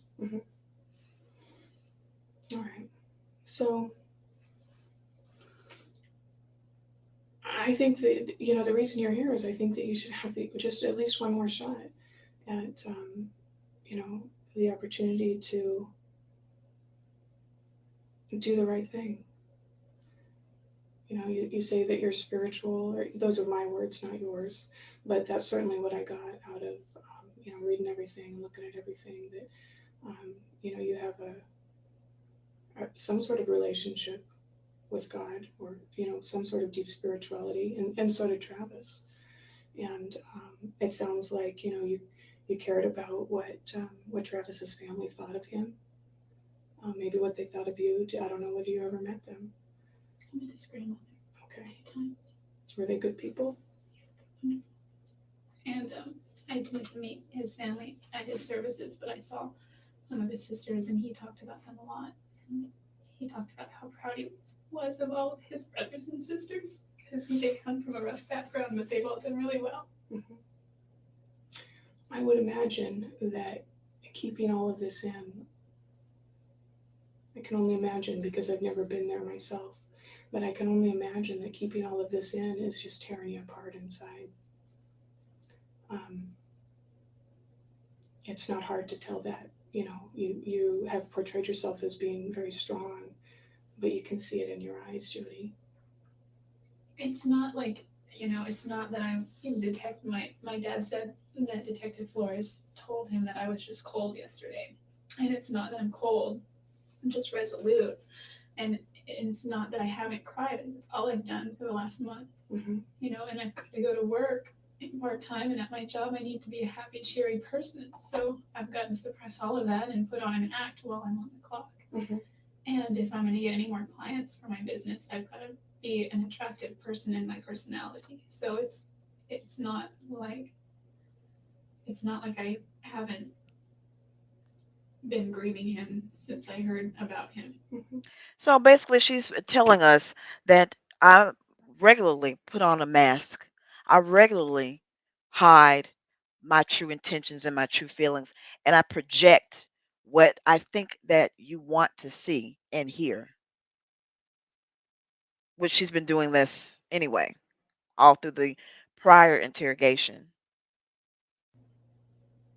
Well, you have an image. I understand that. You have an image to uphold, and you have to portray, that you're a together, savvy woman, not somebody who's fallen apart. So that's understandable. I fall apart when you aren't looking, and when it's at night and I go to sleep. Travis always used to call me, not always, but very frequently. So that's the hardest part is when I go to sleep at night. And if he wasn't calling, then I just call him. And sometimes I would just call anyway just to hear his voicemail.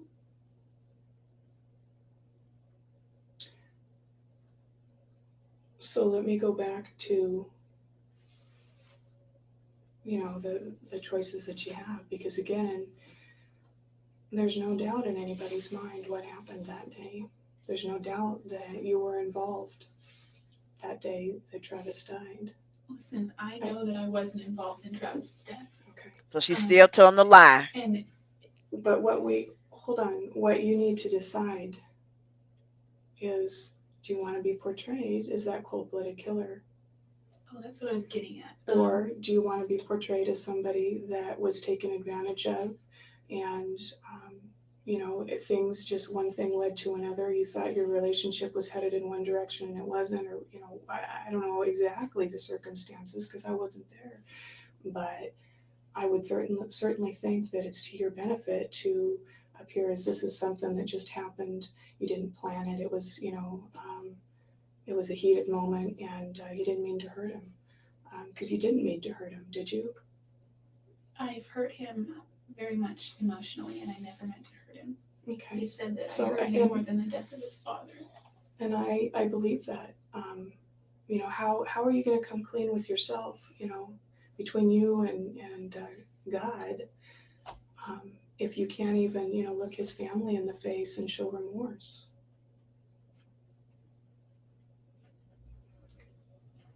I don't think that you're a bad person. I don't think that you meant any of this to happen. I think that things got out of control and you didn't know what to do and you panicked. And I would certainly like your parents to see that, your friends to see that, instead of the cold-hearted killer that the evidence is screaming to show.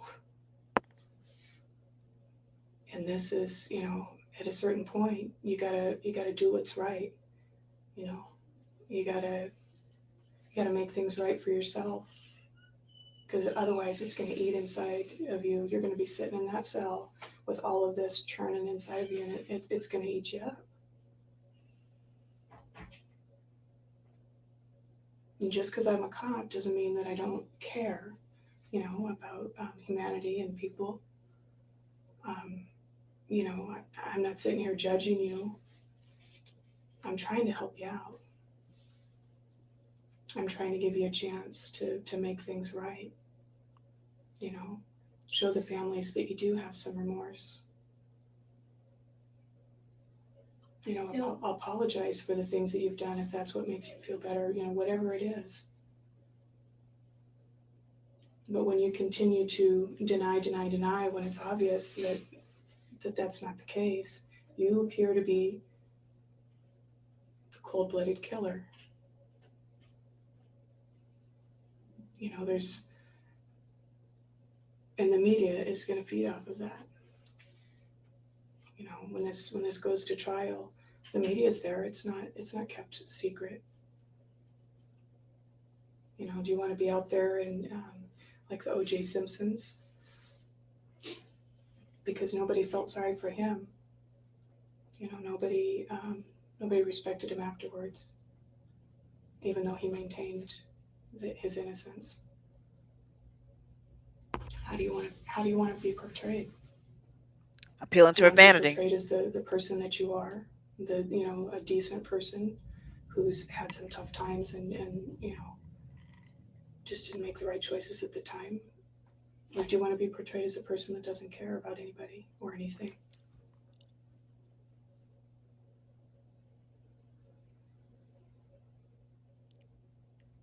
You know, of course I don't want to be portrayed as a cold-blooded murderer. I believe that. I believe that everybody wants to tell the truth, because to keep that lie in tears you up emotionally, physically, mentally. I see that over and over and over again with people. And I believe that you don't want to be portrayed in the negative light that I've already. And I'm not making that stuff up. I mean, that's just reality, Jodi. That's the way our society works. That's the way this world works.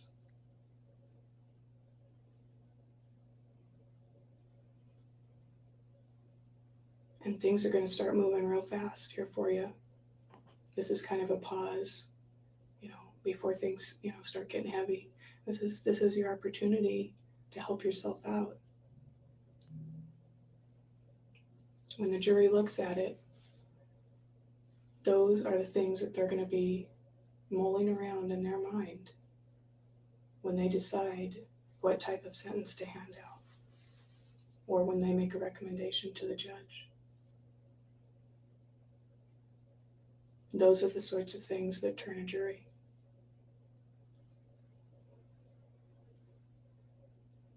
And the juries sometimes can be fickle, but I've never seen a case with so much concrete, hard evidence. We don't need you to tell us anything. I'm doing this for you. Arizona's case goes no matter what. They've got a rock solid case.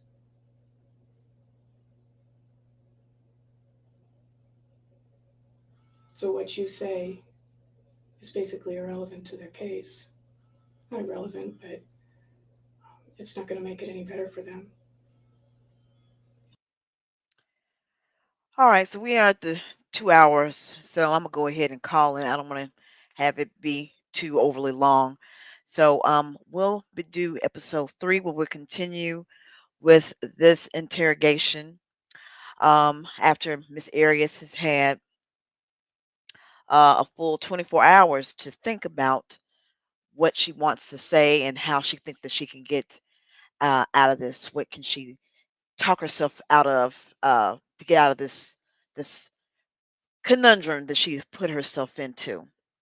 All I'm gonna say, exact for those of you who have never seen it or heard it, I don't want to spoil the surprise, but it has to do with ninjas. Two ninjas. So we will we will hit that next week on episode 3. So you guys have a really good evening. Thank you so much for coming by and hanging out to watch this Looney Tune. And we will get back into this next week. Probably next Tuesday, Wednesday. Yeah, probably next Wednesday we'll get back into it. Maybe I'll do one on Sunday if I'm not hungover from the Fundy wine. All right. Well, you guys have a good night. Drums, please.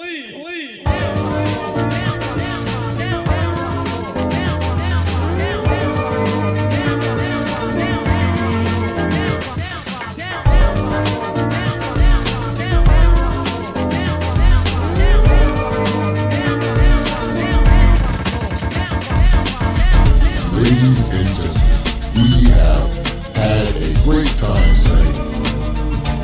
We have truly enjoyed ourselves, and we would like to thank you for being part of the show and coming to visit this platform.